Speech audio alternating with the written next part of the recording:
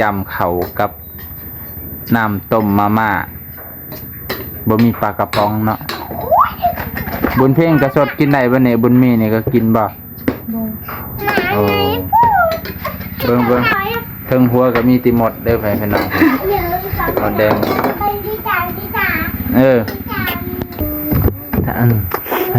กินบ้านปลากระป๋องว่าทำไหนกินบ่เคยกินบ่เคยจะไม่อยากกินเป็นยังคือบ่อยากแซ่บบ่แซ่บน่ะแซ่บได้จังกินเจ้าซอยอันน่ะใส่เด้จะมีผักบัวบ่เอาผักบัวซอยใส่จักมาแล้วคือเบิดหมูกินมากินมาจะกินเองโอ้แม่จะนอนแม่คอยไปเอาจะนอนแม่คอยไปเอาปลูกหน่อยนึงแต่ไปเอาดุเบิดซ้ำเนาะ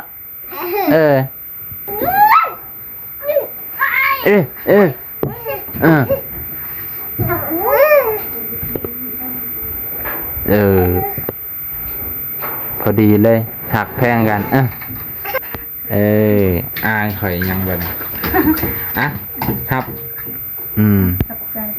เลยหับทุดูดีไม่แห้งเจ็บยาใดใครยามีเด้อพอจะรุนสุขภาพแข็งแห้งทั้งขอบทั้งครัวทั้งลูกทั้งร้านให้อยู่ดีไม่แห้งเบิดครอบครัวพอจะรุนเจ็บยาใดใครยามีสุขภาพแข็งแห้งร่ำรวยตลอดปีตลอดไปทานมาสำนีก็ให้กลับไป100 เท่าพันเท่าเด้อพอเด้อเอามานี่ก็สิจบเพียงเท่านี้ก่อน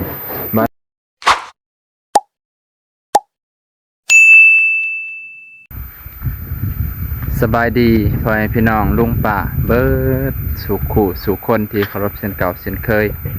มานี่มาหาน้องร้อยพ่อแม่พี่น้องตอนค่ำตอนแรงเพิ่นพากันเฮ็ดหยังพากันอยู่จังใดหลังจากเมื่อวานนี้เมื่อเช้านี้ก็มาหาน้องบุญเพ่งว่าบ่ได้ไปโรงเรียนย้อนหยังพ่อแม่พี่น้องก็เช่นในคลิปก็เลยมาเบิ่งตอนแรงว่าเพิ่นพากันเฮ็ดหยังพากันเฮ็ดหยังพากันกินอีหยังตอนค่ำตอนแรงโอ้บุญมีเพิ่นคิดว่าไอ้กึ่งซะบ่คือแนมมาคักแท้บ่แม่นโอ้กำลังกินข้าวเด้อแฟนพี่น้องสบายดี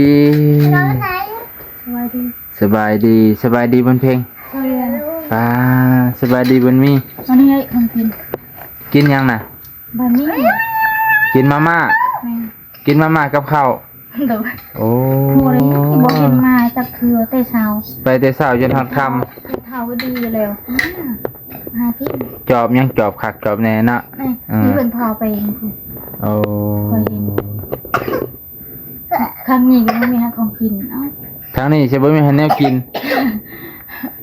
มันนี่ไปเอาหมดแดงให้กินทางเถือค่อยไปไปเอาหมดแดงไปทางหมดแดงไปแย่หมดแดงบุญเพ่งเอาน้องโอ้ยตาดิตนเนาะจะปิดตะเมยน้ำบุญเพ่งเลยไอ้หล่ะเป็นเจ้าบ้านอาจารย์ไม่อาจารย์คือกลางดีก็ให้ยังซะเลยยันก็ยันถึงเจ้าตกเฮือนยันถึงเจ้าตกเฮือนน่ะแล้วหาเจ้าเล่นนี่ค่ะแม่คอยให้ไปหากันน้องคอยกับแม่คอยแล้วเกิดคอยกันน้องคอยแม่คอยล็อกประตูไปเลยว่าให้เจ้าออกโดนว่าแม่จะไปเอาหมดแดงบ้าไปเลยโดนไปเอานี่น้ำซื้อนี่จะไปซื้อมาม่าน้ำเอิญแม่จะนะมาไว้เด้อซื้อมาม่าบอกกินมาม่ากับข้าวใส่จำให้เบิ่งดูบุญเพ่งเอาข้าวมาจำดูไว้เดี๋ยวกินจะได้เอาจำมึงดูจำมึงดูน้องร้อย แบบนี้เคย เอ กิน อ เอ้ยจำเขากับน้ำต้มมาม่าบ่มีปลากระป๋องเนาะบุญเพ่งกระสดกินได้บ่เนี่ยบุญมีนี่ก็กินบ่ บ่ โอ้เบิ่งเทิงหัวก็มีติหมดเด้อพี่น้องหมดแดง ไปที่จานที่จาน เออ จาน จานจุยจ้าทางเพิ่นอิ่มแล้วบุญเพ่งจ้ะน่ะยังทันอิ่มแล้ว มือไปโรงเรียนบ่บุญเพ่ง ไปแล้วมื้ออื่น มีข่าวดีได้ไปนี่ คอยไปส่ง ค่อยมานี่มีข่าวดีแล้วคันจะว่าไปโรงเรียนจะไปโรงเรียนนี่เลยว่ามื้ออื่นนี่มีข่าวดีให้แล้วคันไปโรงเรียนนี่ไปสิไปส่งคันพ่อจะบ่ไปส่ง ป้าคอยไปเฮือนลูกเมสแล จะไปเฮือนนั่นพอสิแลแหละเราก็พาไปนำกันเนาะนั่งเว้าดีๆติ ตะโกน เก็บสั่นเก็บไว้อันนั้นน้องร้อยเก็บ มันมี บุญมีอยากหายแล้ว เฮ็ดแล้วเรา อายุให้เลย มา ไอ้เกิงให้เลยเห็นบ่บาด ตัวรออายังบ่ว่าเฮ้ยว่าโดนอาเอ็มกินเจ้าบ่มีจานน่ะบ้าเอาทิ้งมาเถอะ นี่ยังอ่ะน่ะ ซีน ใช้ซีนนะ ที่ตะบูว่านี่ ซีนแต่เมื่อวานนี่ ดู โอ้ยนะตายกระบาปเลยไปนี่ เอาไปตุ๊บนี่ เศร้าเด้อเอาลูกสำเนียงแหละเศร้าเด้ออย่าเอาคนที่สามที่สี่เถอะ รออายัง บุญมี ลูกก็ตุ๊บ โอ้นอนไปนอนอย่ามายังโดนด้วยเลย เอาไว้ให้น้องร้อย เดี๋ยวไอ้จ้า เดี๋ยวเอาเงินไปซื้อไหมซื้อมาม่าเด้อเอาเงินไปซื้อมาม่าเนาะ ไม่งั้นเราคุยถูกรวมงานเลยตัวเชื่อหน่อยตัวโบยจะไปตัวนี้ มาแปะไปเนี่ มั ย นจะเอิบมางานมันจะอ่ะคุย ตาเอา ตัวงาน ตับให้ขนาดบุญมี แต่ตัวไหนกูปะ3 คือ 4 ไปเบิ่งแล้วนะ บ่ไปหาหมดเลยเดียวแล้วไปยืนเพื่อนพอไปงานทำหมก หกโมก กลัวนะบ่ผม นี่เบอร์ เจ้าก็ฮู้ตี้สายญาเนาะ เอาไปเห็นก็ไปซื้อมา นั่นแหละสายญาอาเกิงอาแก้วชุดมองนั่น น่าบุญมีอยากให้บุญเพ่งบุญมีใหญ่ไว้นี่เพราะสิได้เลี้ยงแม่เจ้านี่เจ้าสิ เพราะว่าคุณเงินเราไปตาชนะเราเอามันมีตะบนเว้ไอ้จ้า เอาไว้ให้น้องกิน เดี๋ยวเอาเงินไปซื้อจะหน่อยนี่สิเอาเงินให้นี่10,000ก็เลือกกินแล้วมาม่าเอากินมาม่าไทยแล้วเนาะลูกใคร อยากกินมาม่าไทยอยาก จะอยากกินหยัง กินบาบา ปลากระป๋องแช่ด้วยปลากระป๋องนะไม่พอเราอยากด้วยใครกัน ชมไปเจอน้องมือตะยา แม่เจะเมื่อยย่างไปเองก็ได้เนาะอุ่นเพ่งเนาะไกลๆเนาะ ที่รถน้องเลยจำไว้เลยไหม ตากองก็จะยากเองจะเพื่อให้กระเฮิมเพื่อจะแกเลย เจ้าก็ขี่รถน้ำข่อยเพื่อนน่ะเจ้าก็ลงแล้วเจ้าก็ย่างมาบ่เนี่ยข่อยก็เมื่อเลยจะอยากกินปลากระป๋องมาอุ่นเพ่งฟังสิถามนี่จะสิกินปลากระป๋องหรือจะสิกินมาม่า กินมาม่า มาม่าไทยนะบ่ ว้าว มันบ่อิ่มกินข้าว มาม่าของไทยอย่างไรเจ้าพ่อแสบบอกสีเขียวๆน่ะยำเลยยำหมูสับนี่ว่าอะไรหิวเด้ ก่อนนั้นเคยกินแล้ว เจ้าสิอยากกินแม่ได้มั้ยนี่ มันนี่ประจำให้บักพริก3 คือ เบิ่งในบุญมีโอ้ยนะบุญมีเอ้ย แม่เราไม่เบิ่งไม่ไป เราว่าลูกหัวตานี่พระปะโลกจังอยู่พอดีอยู่มันสิไปกรุงเทพ เราน่าสิไปกรุงเทพ สิไป รีบไปซะให้คันอยากฮู้สภาพกรุงเทพว่ามีความสุขซำใดเขาให้นักกว่านี้อีก คิดว่ากรุงเทพเมืองสวรรค์คันบ่มีความรู้อีหลีน่ะอย่าสู้ไป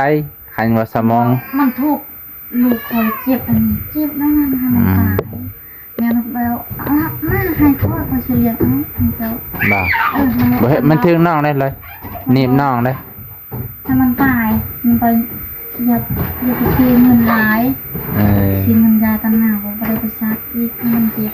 เสียเงินจะได้เสียเงินกับเพิ่นเสียให้ยังสิอุกใจอยู่ไอ้เกิง ลูกใจมันยันบ่ดี อุ้ย มันเจ็บคอดี ใจมันก็ดีเนาะเงินก็บ่ได้เสียมีแต่พอเพิ่นฝากมาให้ตลอดยังสิอุกใจอยู่ไอ้เกิงฮะนะมันมีนะนะ น้องบ้านอันเป็นไม่รู้มีทางเท้าที่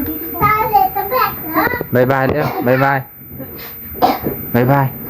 คือพนักงานจะโนจะรอ บ๊ายบาย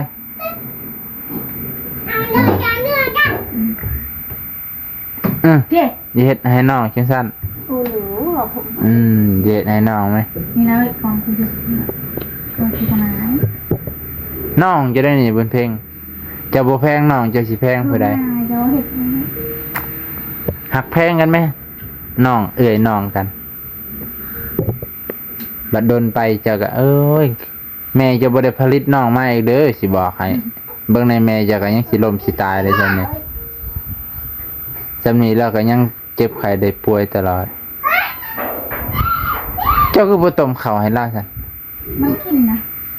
ฮะ ยำได้กิกินนอยู่แต่ว่ามันใหญ่เลย มัน นี่ บ่มีของกินแล้วมันบ่กิน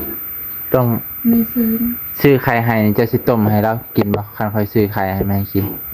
ส้ม จะเสร็จจะได้เอาบุญเพ่งลงมามันเขากล้องกันนี่ เห็นไหม หมดดูหัวจะเด้คันค่อยซื้อไข่มานี่จะเสร็จจะได้ให้ลูกจะกินนะค่อยถามก่อน ใคร เอากุ้ย หยุด บ่ให้เว้ย ให้แล้ว เอ้าบุญเพ่งคันมีไข่นี่จะเสร็จจะได้กินกับแม่จ้ะ มากิน บ่กินนอนไข่กินที่มัน กินแต่มันหยัง มันกิน คืออันนั้นก็มันนั่นเจ้ายำออกจากปากเจ้ามือเถื่อก็บ่ได้สะอาดเด้เอาอีหลีใดแค่วก็บ่ได้ถู โอ้ยคอยคือมึงมันเป็นยัง บ่ถูกับมันก็บ่ได้สะอาดก็มันออกจากปากเขาเด้อาจจะลองให้บุญเพ่งยำอยู่ล่ะเจ้าสิกล้ากินบ่บุญเพ่งให้แม่เจ้ายำแล้วเจ้าสิกล้ากินจากปากแม่เจ้าบ่นั่น มาเจอยังวะ บุญมีก็คือกันนั่นแหละบุญมีก็เราบ่ฮู้ความซื่อๆเราก็อยากกินบัดเราใหญ่มากบ่ซ้ำนี่เราก็กินข้าวต้มข้าวนี่ก็ได้แล้วพุ่นมันเบิดละตีน ตอนคืนนี่ตอนนอนเนี่ยมันเห็ด อันใดขี่กระเทอในคอขี่กระเทอในคอเดี๋ยวอากาศมันเย็นคอยแนะนำว่าเจ้าก็ใส่เสื้อนาให้ล่าอยู่เนาะยังกลางคืนก็ใส่เสื้อนาหาแนวมาปกคอแล้วไว้ให้มันอุ่นตลอดชอบคอน้อยไอ้เกิงบ่น่ะไงสำนีให้ปลาหอยเลี้ยงเอา ไงสำได้ไผป่าเจ้า ตีจ่าตีจ่าของมัน ปลาพัว ตีจ่าของมัน ป่าผัวบ่ได้ป่าผัว ยังมันคือคืน เมียของอ้ายอันบ่เมียของอ้ายผัวน่ะโอ้ยเลี้ยงเอง เพราะว่าไงเร็ว ยังสิแพ้เขาเลี้ยงอยู่คิดได้จังไรเอาอันยังมา เรื่องเชื่อ เพราะว่าเขาเลี้ยงเองนี้มันมาอยู่เลย มันบอกเกี่ยวดอกค่อยๆเฮ็ดให้น้อง เลี้ยงลูกให้พอนะจะคือเลี้ยงเอาเนี่ยจัง เฮ้ยไปหายไป ไปให้ลูกเพื่อนนี่เพื่อนน้ำอีกโอ้เพราะว่าคือพี่ตาอีกให้เจ้าให้เขาเมื่อเขาไปอยู่นั่นแล้ว เฮ้ยกินบ้านปลากระป๋องว่าทำไหนกินบ่บ่เคยกินบ่ เคยจะไม่อยากกิน เป็นยังคือบ่อยาก ไม่แซ่บ บ่แซ่บ แซ่บ น่ะแซ่บเลยจังกิน ว้า เจ้าซอยอันน่ะใส่เด้จะมีผักบัวบ่เอาผักบัวซอยใส่เจ็บมาแล้วคือเบิดหมูกิน บ้ากินมาก เจะกินเองโอ้ แม่จะนอนแม่คนไปเอาจะนอนแม่คนไปเอา ปลูกหน่อยหนึงแต่ไปเอาดุๆเบิดซ้ำเนาะจะซอยผักบัวใส่เจ็ดแล้วก็ใส่บาดนี้เอามาซอยหมักเผ็ดใส่อีกป๊าดปะโอ้ยว่าอะไรกันฮะใส่หน่อยหนึงเอาน้ำปลาหยอดใส่อีกให้มันเค็ม ยังป่าไม่ได้ ๆเอาไปคั่วใส่หม้อที่พอจะเฮ็ดเมื่อวานนี่แหละแกะใส่แล้วก็คั่วหน่อยหนึงอุ่นๆมันโอ้ยอยากเด้อ เอายักษ์ กลับไปในไปซื้อกัน มันจะมาพามา เออ ปอกมา ฮันบอกไปเลย ปอกเพื่อการค่ะ บอกไปเล เฮ้ ย ยบุญมี บอกไปเลย ปอกทำพื้นค่ะ บอกน่ะบอกยังเป็นบอกน่ะ บ๊ายบาย กูจะเดาจะเฮิมหนังไปเยอะ แนวมันแหละ เอากันเอากัน อืม เอาเรียนอะไรสิ จะจับ แล้วก็ลงอันจะยังเกจ่ายอันนั้น เอามันโหลดเจ้าอยากได้สินบ่คือว่า ใครคือเอาเอง คันได้เงินนี่เจ้าสิซื้อสินบ่ บอกใครคือเอาเอง กะหันแล้วจังว่าคันขอยเอาเงินให้เจ้าสิไปซื้อสินบ่ บอกแม่ซื้อแม่ขอให้ซื้อ ปัดนะอันร้อยปัดน้องซะเม็ดเขานี่เจ้าก็นั่งโอ้ยค่อยละติดแข้งติดขาเด้อายะอันไหนโอ้ย มีเยอะมาก ปัดเนาะ กาปี้ก็จับ งั้นเถอะ ให้แม่จะพาไปซื้อเด้อบุญเพ่งเด้อ ว่ามีรถสิไปนี่รถเจ้าว่าจ้ะ โอ้ยรถข่อยบ่ได้เลยเนาะสิพาลูกเมียผู้อื่นไป ไปกับวันเพ่งจ้ะ คอยทำเป็นคอยทำลำหน้า จะเข้ารถถีบเนาะข่อยขี่รถถีบใหญ่เนาะ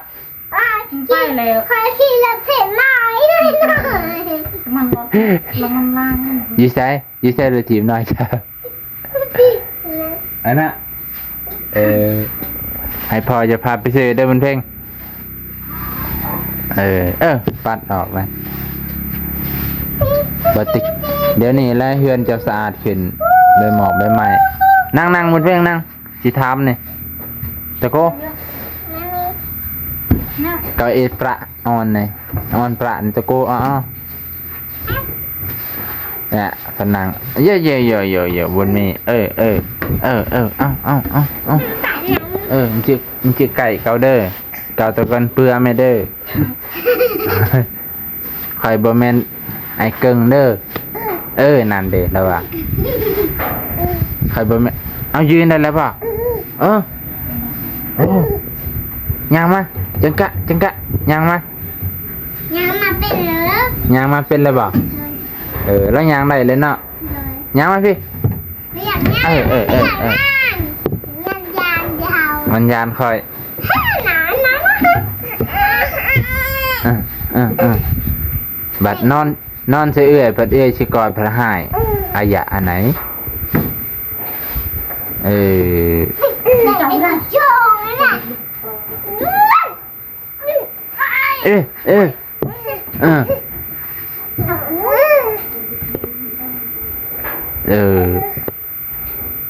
พอดีเลยหักแพงกันเนาะ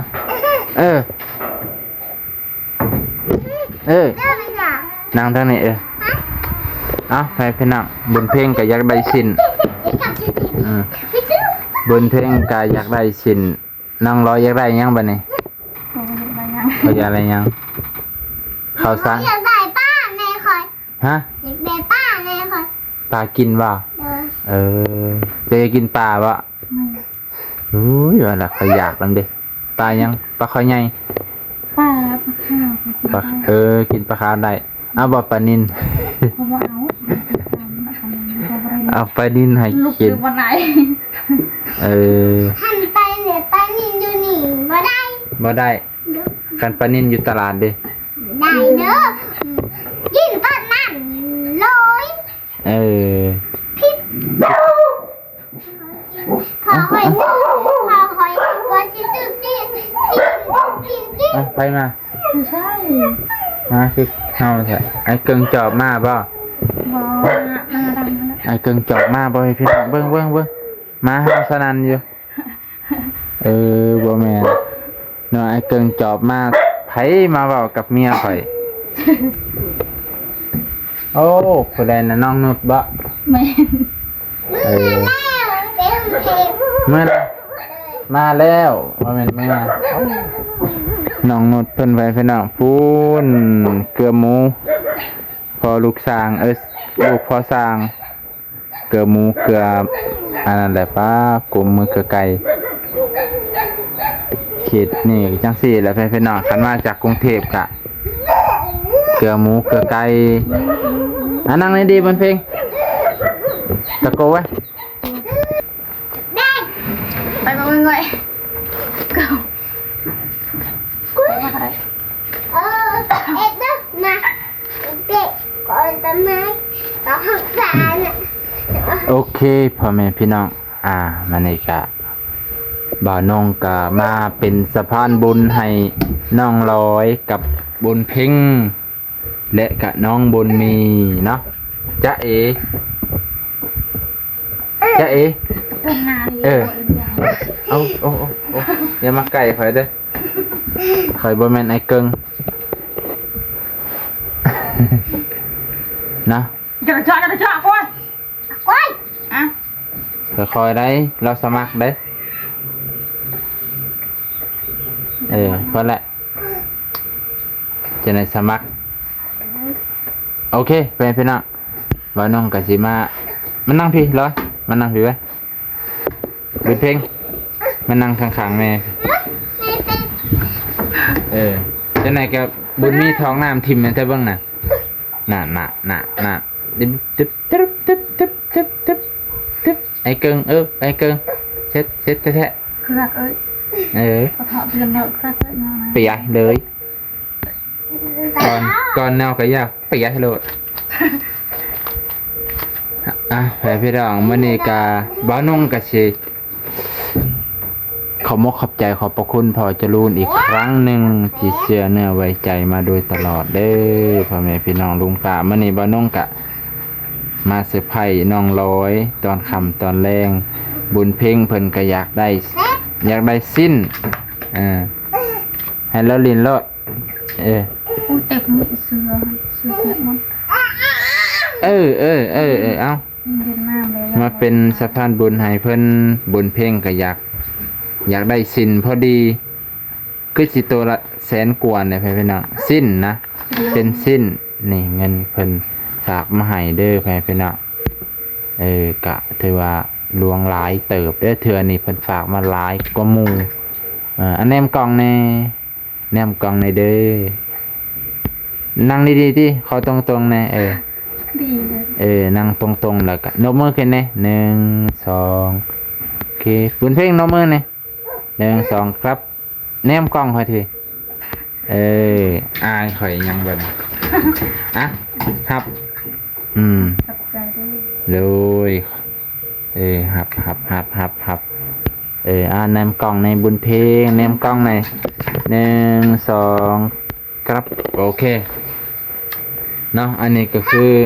พอจะรุ่นเพิ่นผากมา 1,500 บาทเพิ่นก็ให้เบานง200 บาทก็เป็นเงินกีบ500 บาทก็340,000 กีบพ่อแม่พี่น้องแล้ววันนี้ก็เงินพันก็เป็นเงินบาทเลยส่วน500 บาทก็เป็นเงินกีบไปพี่น้อง500 บาทก็ประมาณ340,000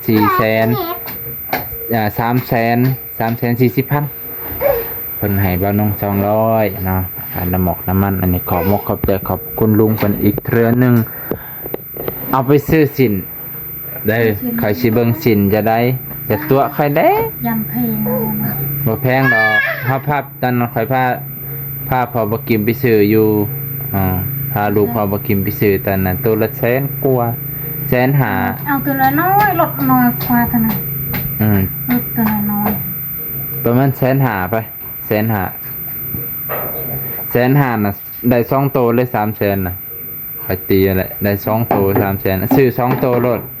เอาไปสักตัวหนึงเปลี่ยนเปลี่ยนไปเปลี่ยนมาอีก1,000กะอีก40,000จะกะ20,000ก็เติมน้ำมันอีก20,000จะก็ซื้อเนื้อกินอีก1,000จะก็เก็บไว้เอาไว้เทื่อหน้าเทื่อในเดี๋ยวเจ็บไข้ได้ป่วยอีก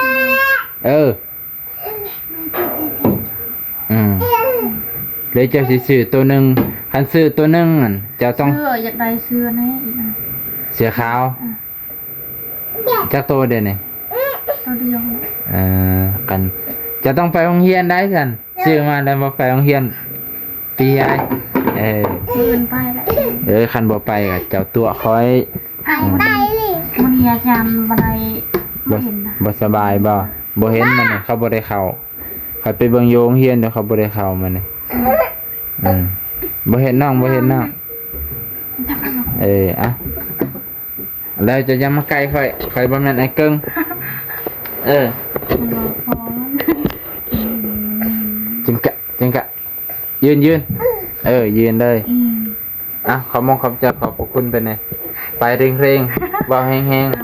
คนสลับคนง่ายคนใจดี พอจะรุ่นให้ลำให้รวยให้มันยืนมองนมเลยให้ลำให้รวยมันยืนเลย สาธุอยู่ดีมีแห้งเจ็บอย่าใดใครอย่ามีเด้อพอจะรุ่นสุขภาพแข็งแห้งทั้งครอบทั้งครัวทั้งลูกทั้งร้านให้อยู่ดีมีแห้งเบิดครอบครัวพอจะรุ่นเจ็บอย่าใดใครอย่ามีสุขภาพแข็งแห้งร่ำรวยตลอดปีตลอดไปทานมาสำนีก็ให้กลับไป100 เท่าพันเท่าเด้อพอเด้อมานี่ก็สิจบเพียงเท่านี้ก่อนบ่น้องก็สิได้อำลาพาจากเพียงเท่านี้ก่อนพี่น้องบ่น้องก็สิกลับไปเฮือนแล้วก็สิได้ซ่อมแปลงใดเฮือนอีกโอ้ยพี่น้องช่วงนี้เราดูฮ้อนใดน้ำก็ตายพอดียังว่าจะเป็นจัก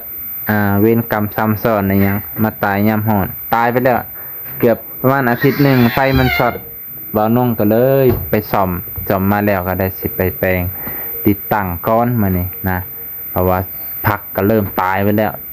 บ่มีน้ำพอดีเพิ่นก็บ่าวนุ่งก็เก็บเล็กเก็บน้อยได้เงินก็พอได้ไปซ่อมโอเคพอดีพอจะรุ่นเพิ่นก็ให้ค่าน้ำมันก็พอดีครบกับค่าซ่อมหลายคนให้เป็นสะพานบุญเพิ่นก็ฝากค่าน้ำมันบ่าวนุ่งก็เก็บเล็กเก็บน้อยนี่แหละก็บ่ได้หลวงได้หลายพอได้มาซ่อมมื้อนี้เพียงเท่านี้ก่อนสบายดี ไปเลย